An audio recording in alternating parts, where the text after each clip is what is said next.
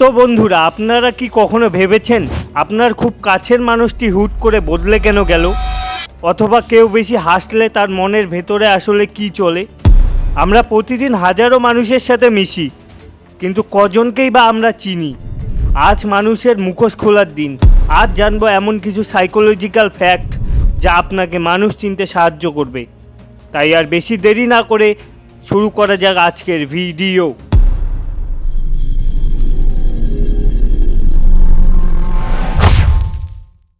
Psychology বলেছে, যারা খুব বেশি হাসে বা ছোট ছোট কথাতেও হাসে তারা আসলে ভেতর থেকে খুব একা।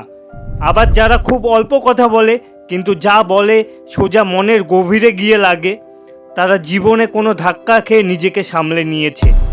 মানুষের অতিরিক্ত কথা বলা মানেই সে সুখী নয়, আর মানুষের নীরবতা মানেই সে অহংকারী নয়।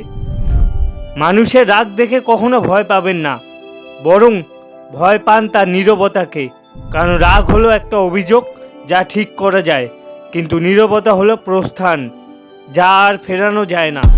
আমরা যাকে জীবনে সবচেয়ে বেশি গুরুত্ব দেই, দিন শেষে সেই মানুষটি আমাদের সবচেয়ে বেশি অবহেলা করার সুযোগ পায়।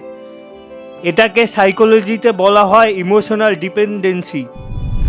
জীবনটা বড্ড ছোট, তাই অন্যের দেওয়া আঘাতে নিজেকে শেষ করবেন না।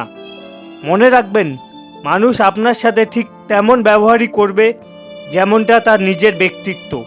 কেউ আপনাকে অবহেলা করলে বুঝবেন সে আপনার মূল্য বোঝার ক্ষমতা হারিয়েছে। নিজেকে ভালোবাসতে শিখুন, কারণ পৃথিবীতে আপনার চেয়ে আপন আপনার কাছে আর কেউ নেই। আপনার জীবনের সাথে কি এই কথাগুলো মিলে যাচ্ছে?